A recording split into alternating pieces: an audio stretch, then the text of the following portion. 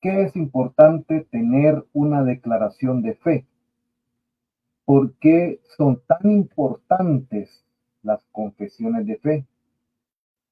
Cada semana estaré brindando una razón por la cual es importante tener una declaración de fe. Hoy comienzo por decir que una declaración de fe nos ayuda a defender las grandes verdades del Evangelio de Cristo Jesús. De hecho, las declaraciones de fe ayudan a proteger las preciosas verdades que constituyen el meollo del Evangelio bíblico.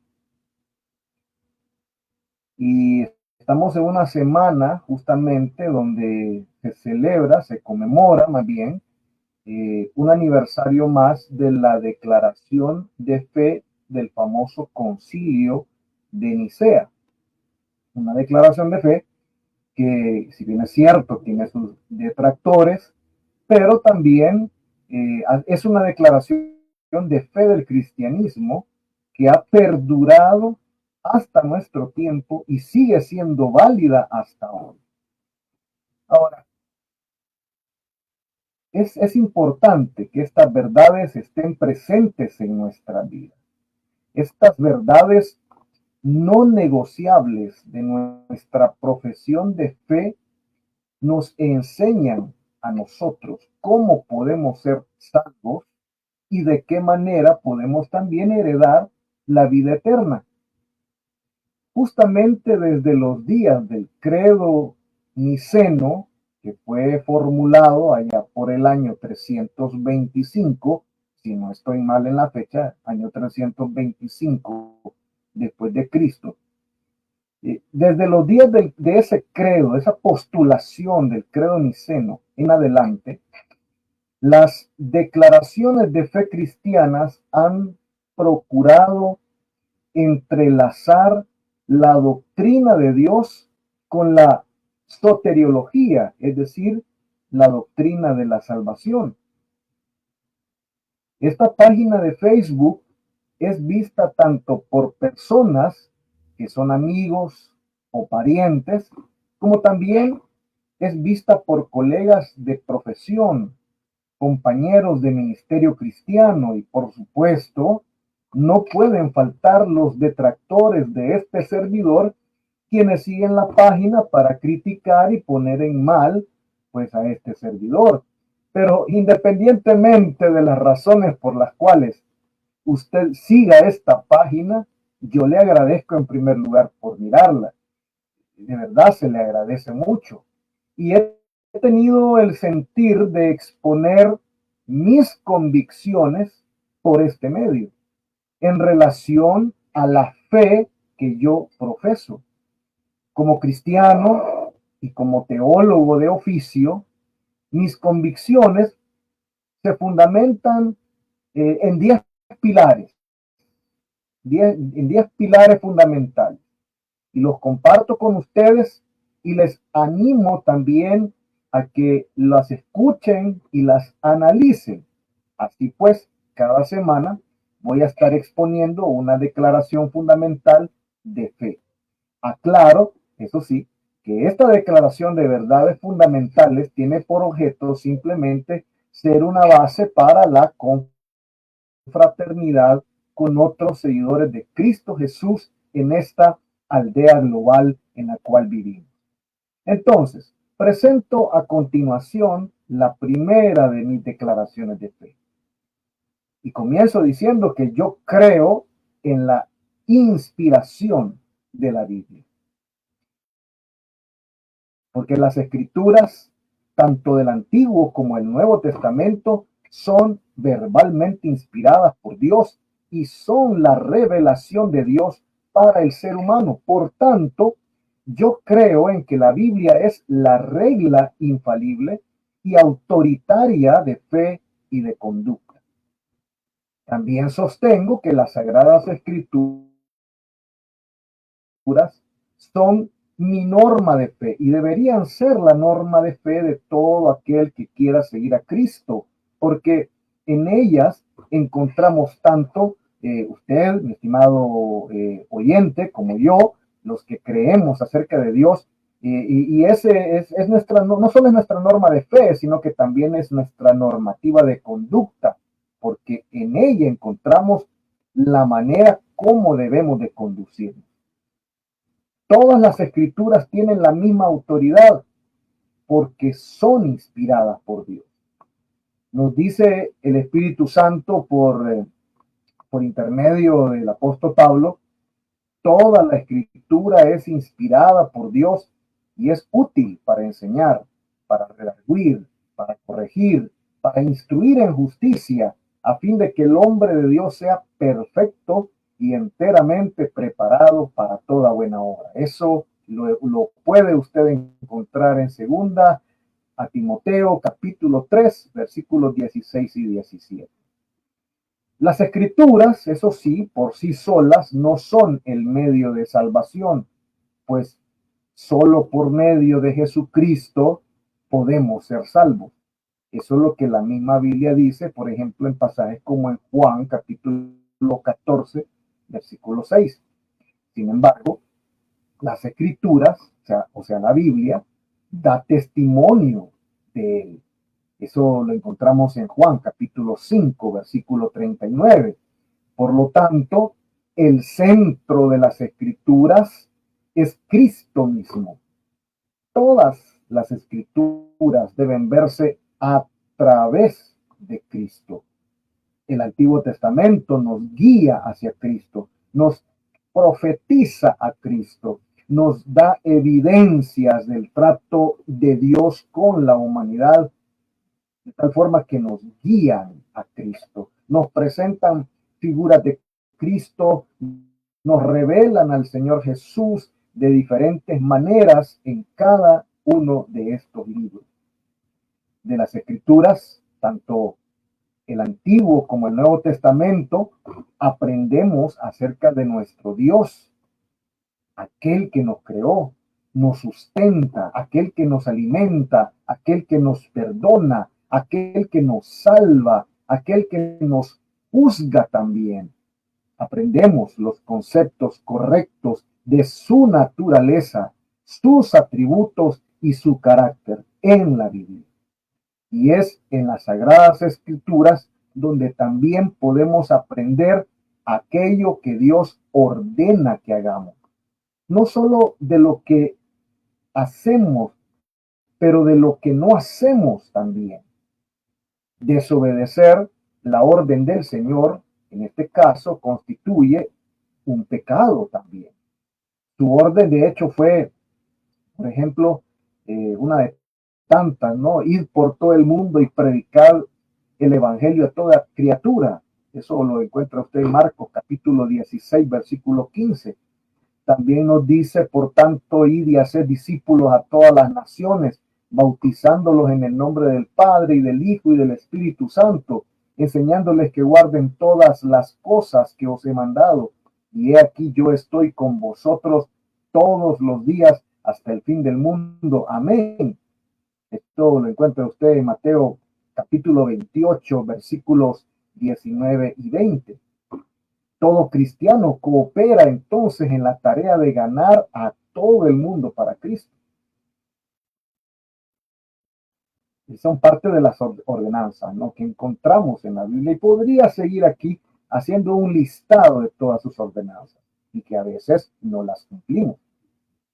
Pero debo decir también que yo creo en las Sagradas Escrituras, en la inspiración de la Biblia, porque la Biblia produce fe.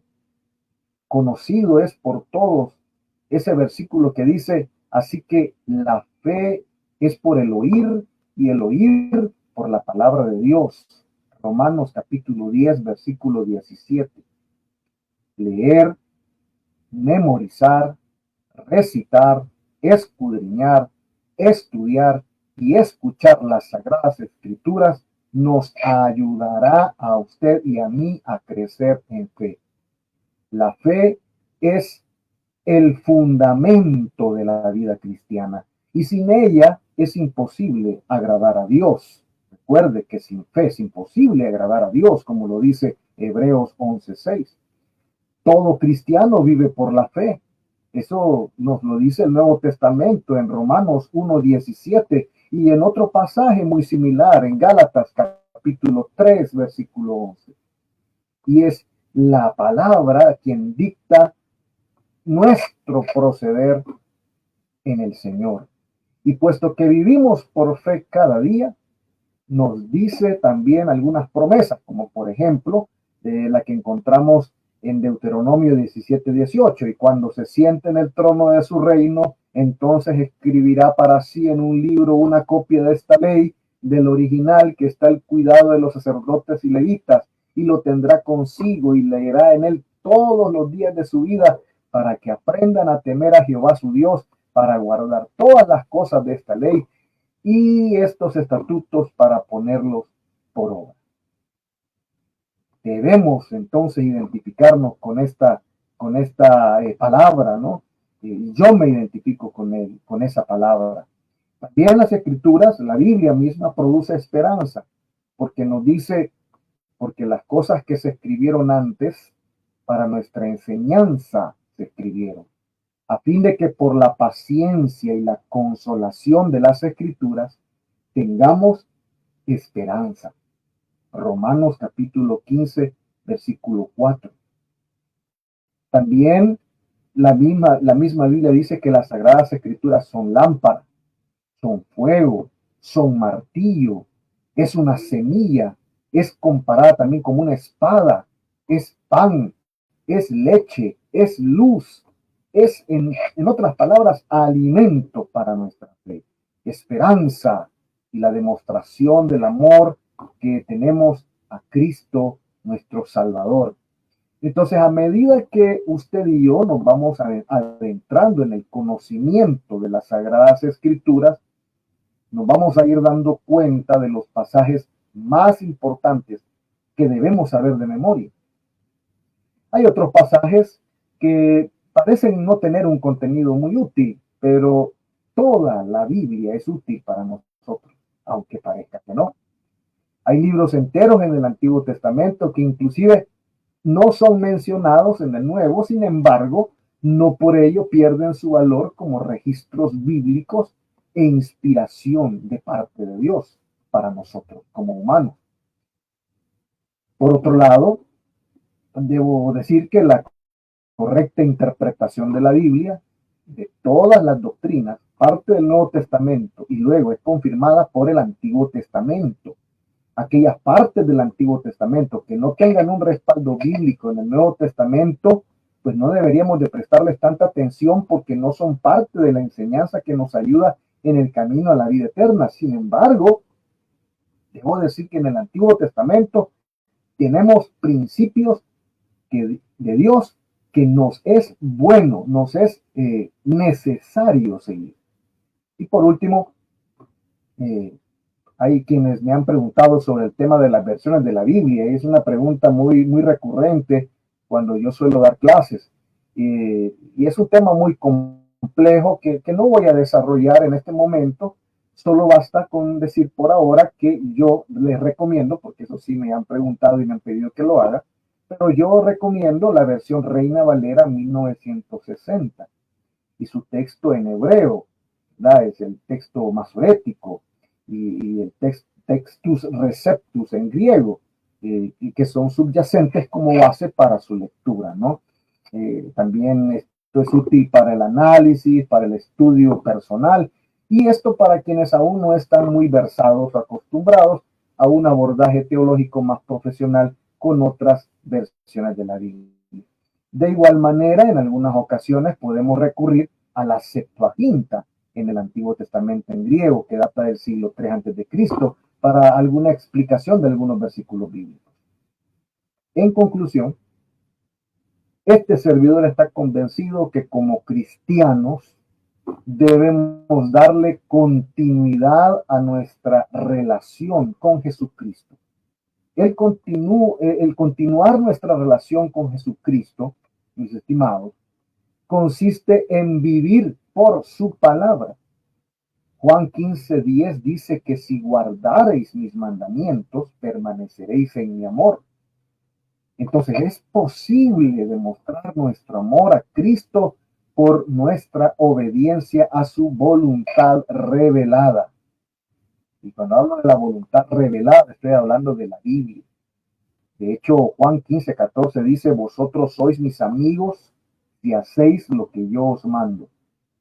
También entendemos que la palabra de Dios es verdad. Juan 17:17. Por tanto, debemos tomarla como nuestra autoridad suprema en lo que toca a nuestra vida personal y en relación con la iglesia también. En muchos templos, yo he notado que se coloca en el púlpito, ¿verdad? En el centro de una plataforma, porque ahí se predica la palabra de Dios. Y esto ilustra lo que dijo el salmista David, porque has engrandecido tu nombre y tu palabra sobre todas las cosas. Salmo 138:2. Entonces, esto es como un ejemplo, ¿no? Eso es como una especie de metáfora para explicar y decir que se reconoce que la palabra de Dios ha de ocupar el primer lugar en cada parte de nuestra vida. Entonces, hemos de poner sus enseñanzas por sobre las de nuestra cultura, por sobre nuestra familia o por sobre los amigos. Hemos de poner atención a sus advertencias y su dirección. Debe entonces la Biblia guiar nuestras emociones también. Cuán importante es, en conclusión, contar con estudios bíblicos sanos en todas nuestras comunidades de fe. Cuando lo hacemos, despertamos el interés y el amor en el corazón del creyente por el estudio sistemático de la palabra de Dios. Por otro lado, es importante que asistamos a la casa de Dios, no tanto por los programas, no tanto por las personalidades que van a predicar, sino porque usted y yo amamos la palabra de Dios.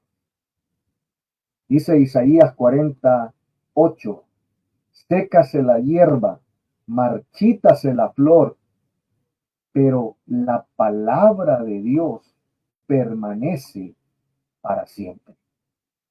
Un abrazo, mis estimados, y hasta la próxima.